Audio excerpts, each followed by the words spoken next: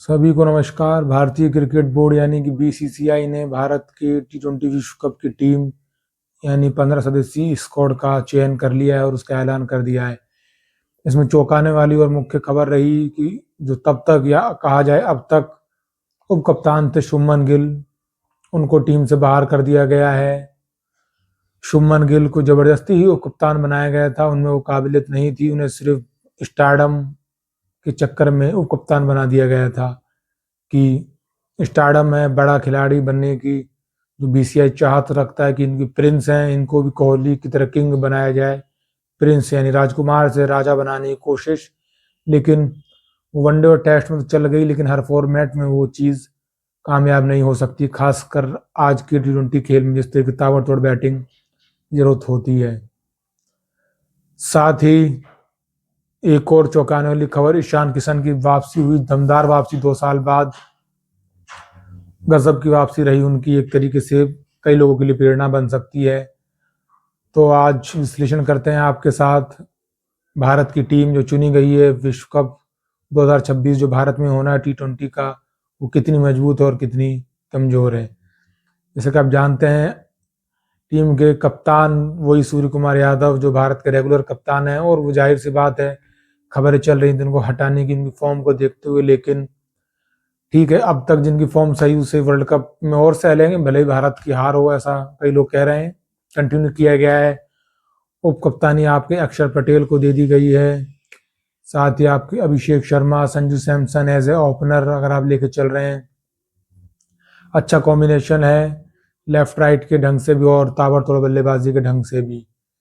साथ ही गेंदबाजी में जिस तरीके से तेज गेंदबाजों के विकल्प रखे गए हैं, हर्षित राणा हो, जसप्रीत बुमराह हो, अर्शदीप सिंह हो, बेहतर है। खासकर अर्शदीप सिंह को सुधार की जरूरत है, ये भारत का कमजोर पहलू है, क्योंकि जिस तरीके से अर्शदीप सिंह वाइड जब फेंकते हैं तो वो एक ही ओवर में 4-5 वाइड फेंकते हुए जाते हैं, तो ये उन्हें खासा ध्यान देना होगा, नहीं तो एक्स्ट्रास बहुत रन बन जाएंगे विरोधी टीम के।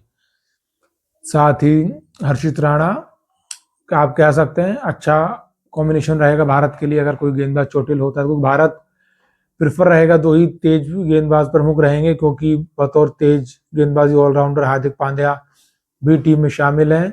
तो भारत को आप कहें 3 तेज गेंदबाजों की जरूरत नहीं पड़ेगी, क्योंकि मैच भारत की कंडीशंस में ही होने वाले हैं, या कुछ मैच श्रीलंका में होंगे, क्योंकि एशिया के कंडीशन से मैच बाहर नहीं होने वाले हैं, इसलिए तेज गेंदबाजों की ऐसा नहीं आप बहुत ज़्यादा जरूरत पड़ने वाली है। साथ ही आप स्पिन डिपार्टमेंट भारत का मजबूत नजर आ रहा है, जहां पर आपके वरुण चक्रवर्ती मिस्ट्री स्पिनर प्रदर्शन साउथ अफ्रीका के खिलाफ जो सीरीज में जबरदस्त रहा, लास्ट मैच में 4 विकेट भी चटकाए।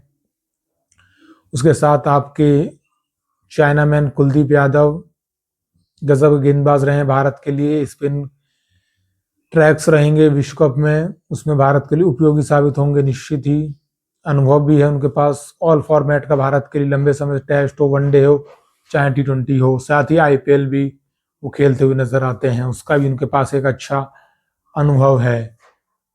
साथ ही वॉशिंगटन सुंदर आपके पास एक स्पिन ऑलराउंडर विकल्प नजर आते हैं उप कप्तान अक्षर पटेल के अलावा, क्योंकि वॉशिंगटन सुंदर आपके लिए टेस्ट में तो बेहतर खिलाड़ी जिस तरीके से भारत बनाने की उन्हें कोशिश कर रहा है, वनडे में भी मौके दे रहा है, तो वॉशिंगटन सुंदर एक तरीके से आप मान रहे हैं कि अश्विन का विकल्प है, अच्छे गेंदबाज हैं, ऑफ स्पिन के लिए जाने जाते हैं।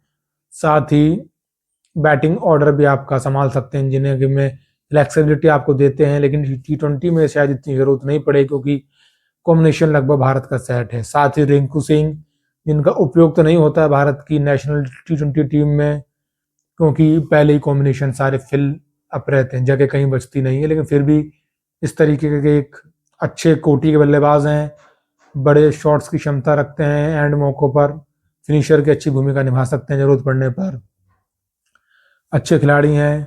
और रही बात ईशान किशन की, वो तो अपना बेहतर फॉर्म और प्रदर्शन अपनी टीम को ट्रॉफी जितवा कर आ ही रहे हैं धमाकेदार ढंग से, उनकी प्रैक्टिस भी बहुत अच्छी देखी गई, उनकी खुद की हिटिंग पावर में भी काफ़ी ज़्यादा सुधार हुआ है।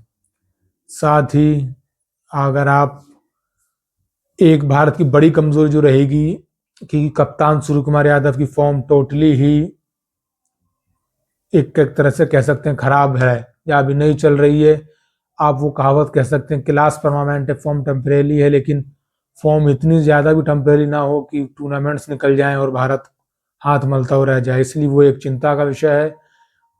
मैं आशा करता हूँ और आप सब भी आशा करते होंगे बतौर फैंस कि आने वाली न्यूजीलैंड के खिलाफ जो T20 सीरीज होनी है भारत की, उसमें सूर्य कुमार यादव की फॉर्म लौटे और वो भारत के लिए जबरदस्त रन बनाते हुए नजर आए। बाकी तो आप ओवरऑल टीम देखें भारत के लिए तो गजब की टीम है। आप अगर 15 खिलाड़ियां मैं आपको बताता हूँ और आप जानते भी होंगे, जिसमें अपनी शुरुआत करते हैं कप्तान सूर्य कुमार यादव, उप कप्तान अक्षर पटेल, अभिषेक शर्मा, संजू सैमसन, हार्दिक पांड्या हो, आपकी वॉशिंगटन सुंदर हैं, तिलक वर्मा हैं। तिलक वर्मा तो हमेशा ही से गजब के फॉर्म में रहे हैं, जिस तरीके से साउथ अफ्रीका को भी उन्होंने जबरदस्त धोया है।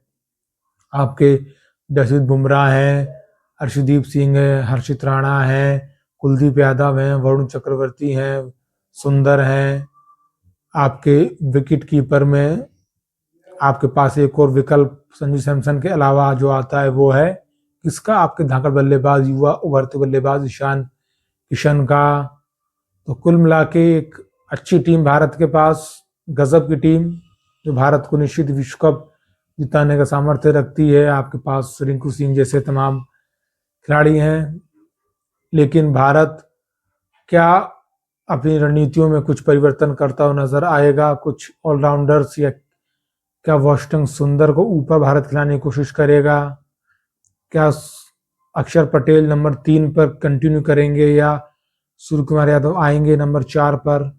ये बड़ी चीजें हैं जिनका फैसला उसी टाइम होता हुआ नजर आएगा। इसी के साथ इस बातचीत में इतना ही। और आपको क्या लगता है भारत की टीम को लेकर, वो कितनी मजबूत है, कहाँ उसकी कमजोरी, कमेंट्स में मुझे अपनी राय जरूर बताएं। जय हिंद, जय भारत।